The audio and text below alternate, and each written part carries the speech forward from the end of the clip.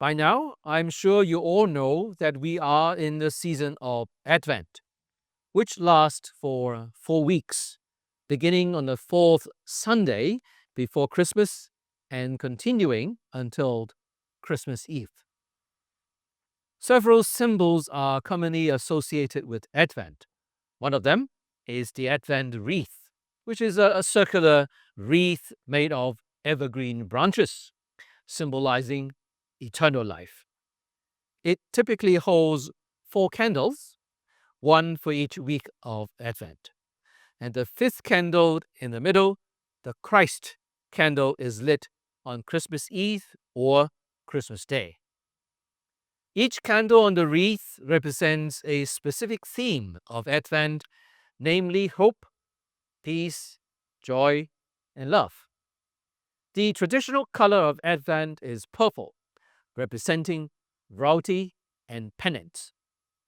Initially, it was a time of penance and fasting in preparation for the coming of Christ. Over the centuries, however, it has evolved into a season of hopeful anticipation, focusing not only on the historical coming of Christ, but also on his future return. Advent, therefore, is a season of anticipation, waiting for something exciting to happen. I'm sure you all understand what waiting feels like. Maybe there are students among you who are waiting for that birthday present or Christmas present that your parents have promised to give you. Most of you are certainly waiting for that precious Christmas holiday so that you can have a break, or waiting for the trip overseas during the Christmas holiday. Maybe there are people in your family waiting for the birth of a baby, or waiting for that wedding day that has been planned for a long time. On many of these occasions, we wait with hopeful anticipation, with eagerness, and also with excitement. However, there are times when we wait with apprehension and anxiety, like waiting for the results of an exam, a university offer, or the results of a blood test. Will she say yes to our first date? Will she come to our Christmas ball? The uncertainty can be nerve-wracking sometimes. Sometimes we get very, very impatient when we wait. Why can't this person in front of me at the ATM machine work faster to get his money? Why can't this person in front of me walk a little bit faster?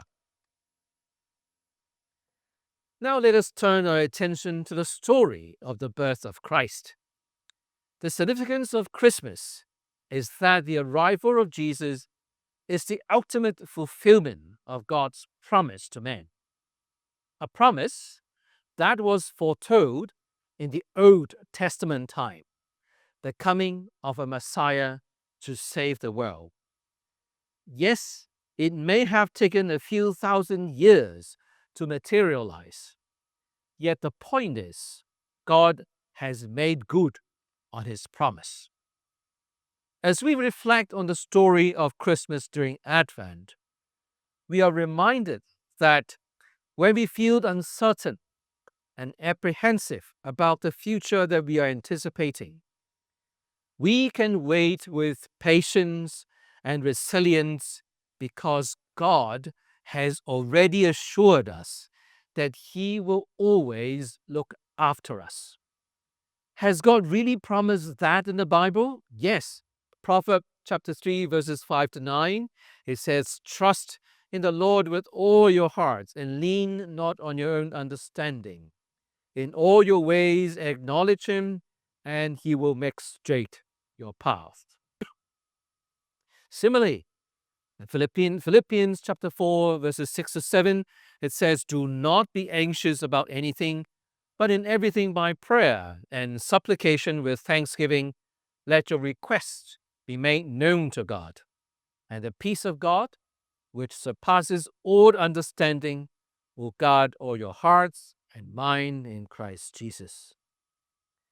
And you do not really have to be a Christian in order to pray to God. Just let God come into your heart and let Him know all your worries and your frustrations. Yes, the wait may be long. It took Abraham 25 years to wait for the birth of his son Isaac. It took Jacob 14 years to marry his beloved. Joseph waited 13 years in slavery and in imprisonment before he became a powerful person in Egypt. Moses waited 14 years in Midian before returning to Egypt to lead the Israelites. It took me 5 years or more of agony and confusion to understand why God closed all my doors except one, which was also the one that I least wanted. The message that I want to deliver today is that when we have to wait, in the midst of all the uncertainties, just hang in there and wait with patience. Keep seeking God's plan for you. Don't be too soon to stop trusting God to keep His promise to you. Advent is about hope. And this kind of hope is not just a vague feeling that something may happen. It is an assured hope because we know that God is steadfast and He cares about us. When we put our trust, when we put our faith in God, we can have the joy and peace of mind, knowing that in His time, He will always deliver His promise. Hope, joy, peace, and love. That is the meaning of Advent. Before I hand over the time to Father Charles, I want to make an announcement here. There will be a simple unveiling ceremony at the Multipurpose Hall on December the 18th, this Wednesday. The Multipurpose Hall will then be officially named as Gyllenhaal Hall in honor of our 1963 alumnus, Dr. Gyllenhaal, for his tremendous contribution to the college, both as a former council member and the former chairman of the St. Paul's College Alumni Association. Thank you.